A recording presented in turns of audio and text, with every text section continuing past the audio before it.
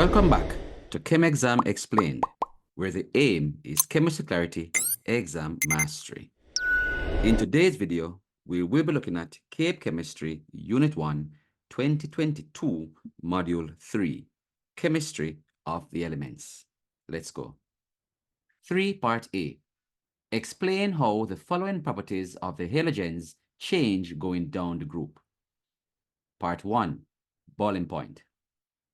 Well, as you know, going from fluorine to iodine, the changes go from gas for fluorine, gas for chlorine, liquid for bromine, and solid for iodine. Therefore, the boiling point increases down the group as intermolecular forces increases. The size of the atom increases down the group, which causes stronger intermolecular forces or van der Waals forces. Part 2, oxidizing power. Now, remember that the group 7 elements are nonmetals, therefore they gain electrons. Now, if they gain electrons, it means that they are undergoing reduction.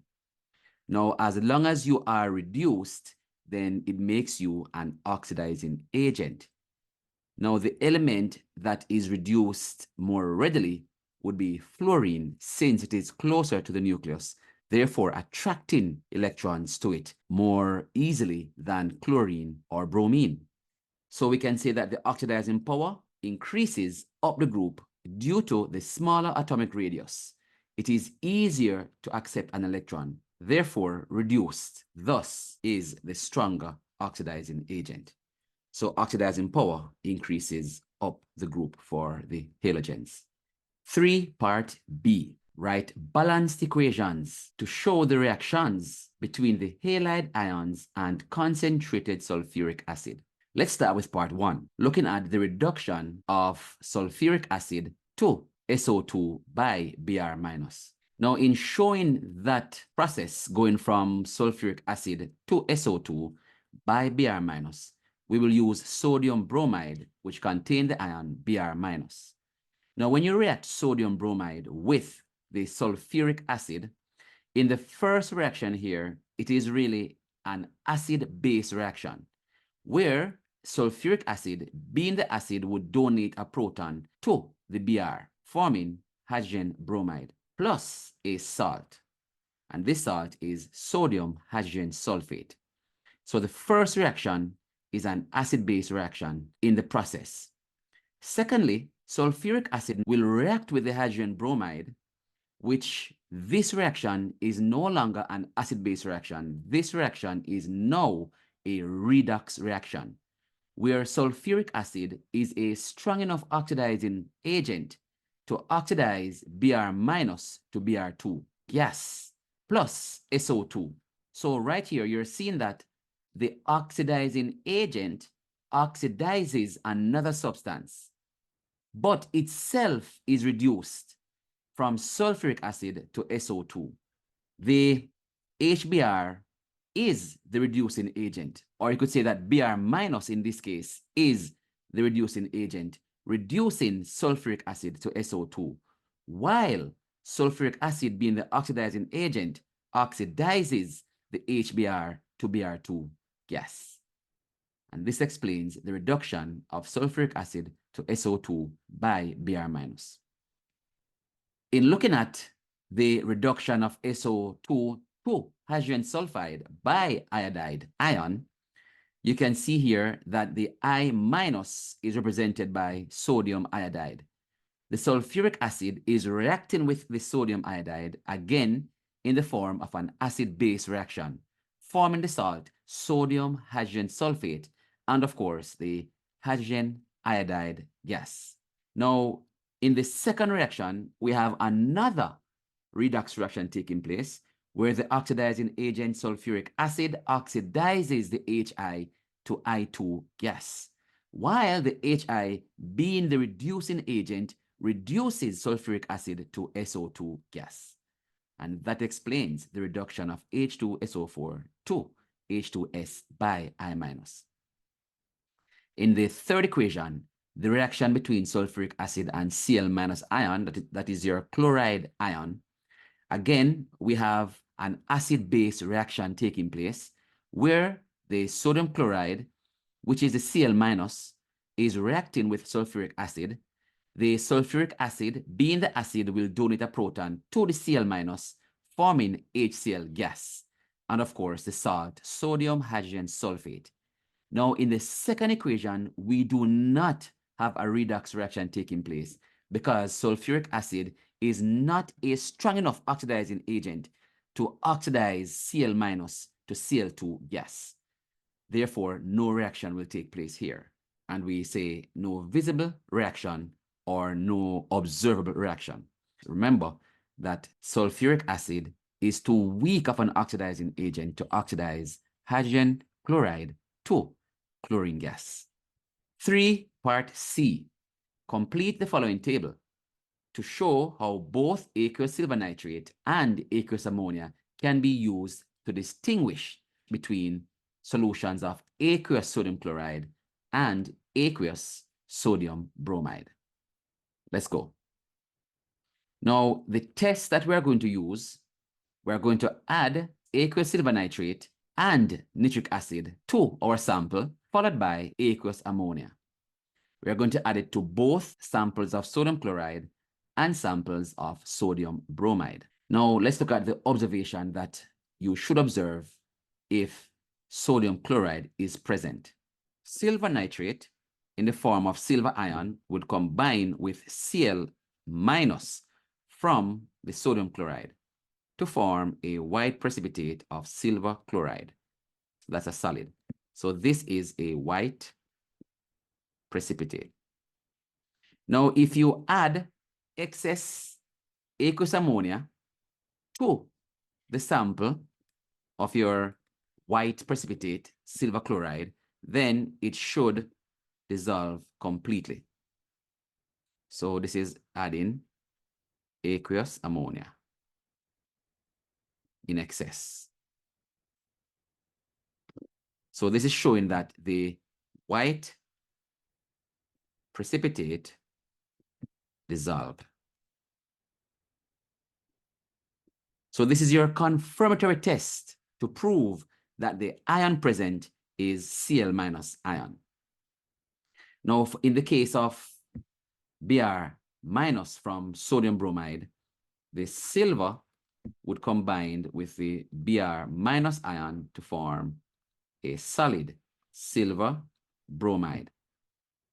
And this now is a cream or off-white precipitate. Now, the confirmatory test is to add excess aqueous ammonia and observe. Now, what will happen is that some of the solid will dissolve, but not all. So we say that it partially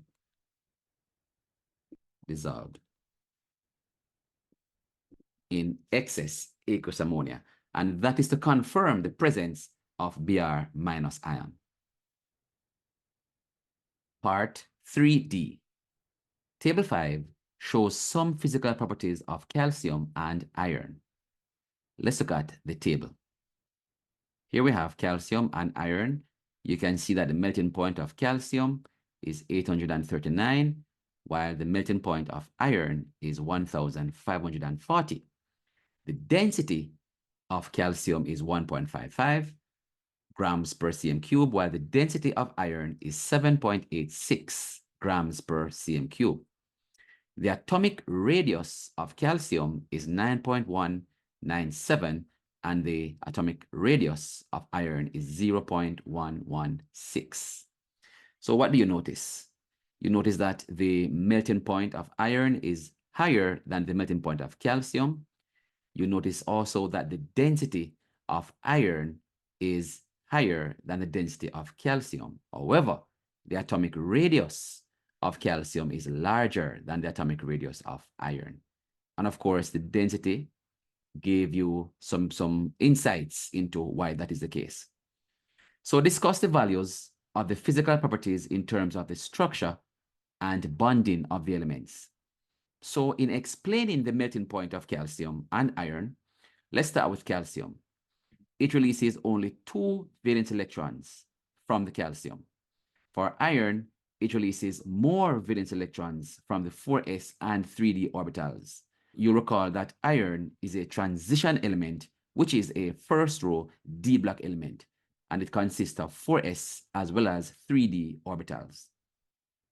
Because of that, calcium has weaker metallic bonds.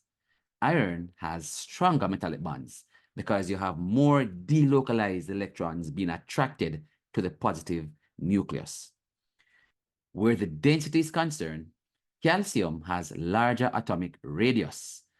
That is, you must note that density is looking at mass per unit volume. So having a larger atomic radius, the volume here is larger. Now, if you have the same or a certain amount of mass in a smaller volume, then it will be much dense. And that's the case for iron. Iron has smaller atomic radius. Hence, it has the higher density. So a certain mass in a smaller volume would have a greater density.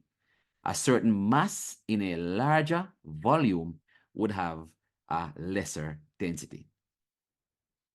So the atomic radius, now if you look at calcium, would have weaker forces of attraction, attracting the outer electron to the nucleus, right? So that will give it its larger atomic radius.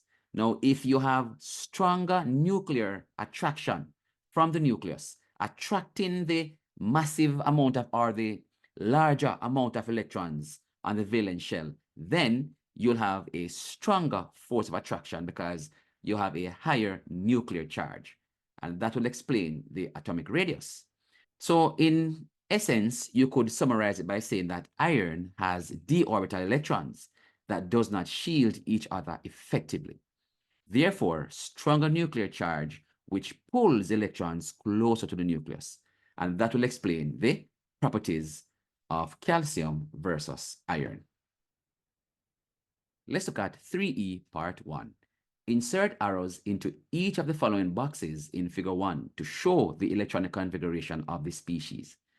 So here I have scandium to zinc, and we're going to look at the proton number or the atomic number going from scandium to zinc, which is 21 to 30. So normally we'd go with AR, which is 18, and then 4S, 3D. So if it's 21 being your atomic number and AR accounts for 18, then we'd have 19, 20, then 21. So you would fill the 4s first since they are lower in energy, and therefore it's more stable to fill the 4s before the 3D. Now, as you see here, they have the 3D first and the 4s after. Nothing is wrong with that because when you lose electrons from the 4s orbitals first because they are now of a higher energy. So once the 4s is empty, it is lower than the 3D. But once it becomes occupied, the 4s moves above the 3D, which means that it is of a higher energy. Therefore, it will lose electrons first. So if we use that principle to look at iron 2+, so you'll see that iron would be AR, which is 18, and then the 4s would be 2, so that's 18, 19, 20. 3D now would be 21, 22, 23, 24, 25, and 26. So that would be 6. Now, having 6 here, it means that if we are losing 2 electrons to form 2+, then we're going to lose the 2 electrons from the 4s first. So we lose those 2 electrons first. Now, if we lose 2 electrons, then we still have 3d6. So that's 1, 2, 3, 4, 5, 6. And this would account for the electronic configuration of Fe2+. Let's look at Mn2+. Same thing, would start with AR, which is 18, and then we'll go 4S, which is 2, and then we'll go 3D, and now this would be 5. Now, if you lose the 2 electrons first, here we go, then we have 5, and these are partially filled d orbitals. And that would account for your configuration. Look at chromium. Now, the trick with chromium is that chromium and copper are anomalies. It is more stable to have a partially filled d orbital than having 4 partially filled and 1 empty. So in that case, we start with AR, which of course is still 18, but then instead of saying 4s2, we go with 4s1 so that we can have 3d5, which is partially filled. So looking at CR, we're going to lose the 1. We're not looking at an ion. It's not an ion. So there's no loss of electrons here because we're looking at CR, which is just CR atom, not CR 2+ or 3+ or 6+, just CR. So this is the configuration, 4s1, 3d5. So 5 being partially filled and 1 here. But if you're losing any electrons, you'd lose the S first. And we go to nickel, same thing. AR, start with 18, go with 4s2, and then 3d. And so 4s, so that's 18, 19, 20. And so we should have 8 here. So that gives us 28. Now it is nickel 2+. So we're going to lose the 2 electrons first from the 4s, leaving 8 electrons in the 3d orbitals. 3e part 2. Considering the electronic configurations of the copper+ and copper 2+ ions given below, discuss the fact that some copper 1 compounds are colorless, but most copper 2 compounds are colored. All right, in looking at the configuration, you'll notice that copper 1 would have lost its 4s electron. All right, that's the first thing.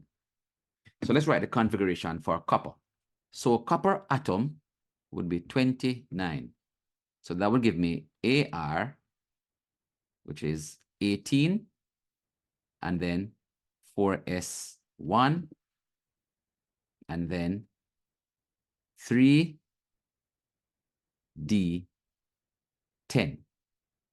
So this is the stable configuration for copper. So you write 4s1, 3d10, because you want to have a completely filled d orbital than having 1 partially filled.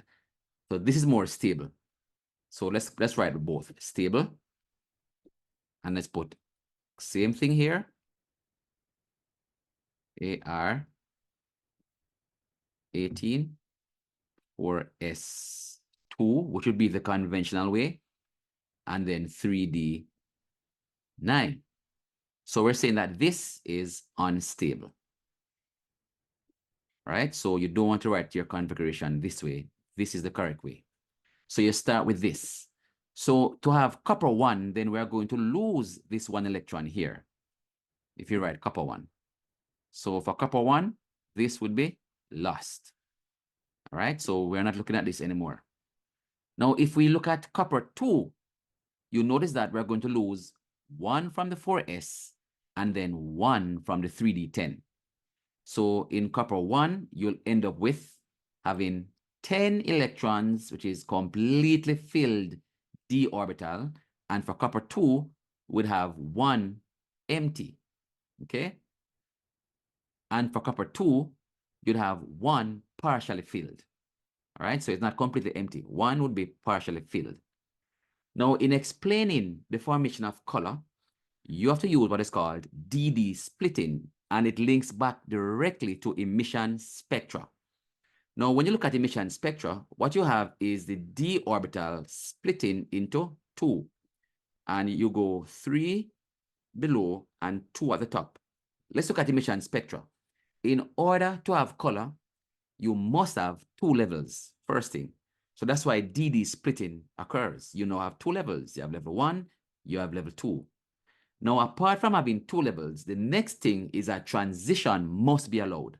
Now, if you look at copper 1, all electrons are filled in the lower orbitals, and all electrons are filled in the upper orbitals. Therefore, there is no space for excitation for electrons from the lower level to move to the higher level. Therefore, we say that transition is not allowed. So all orbitals are occupied. Therefore, no excitation.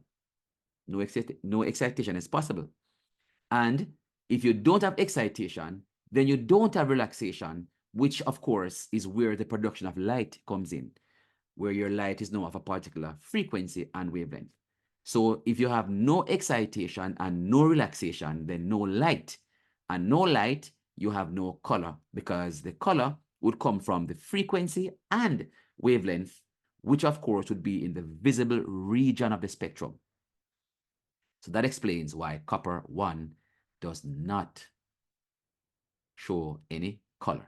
So copper 1 is considered to be colorless in this case. All right. Now let's look at copper 2.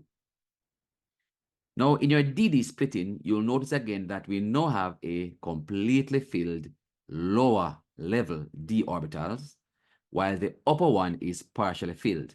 So we do have a space here where any electron from the lower level can be excited into the upper level. And now we can have excitation and relaxation. So transition is now allowed between the lower level and the upper level. All right. And once you move up, then you will fall back. And that is where now you give off the energy you absorbed in the form of light. And that light is of a particular frequency or wavelength. And that is what produces the color. This is the end of Module 3, 2022. Please remember to like, subscribe, and click the notification bell so that when new videos are uploaded, you will be notified. Thank you.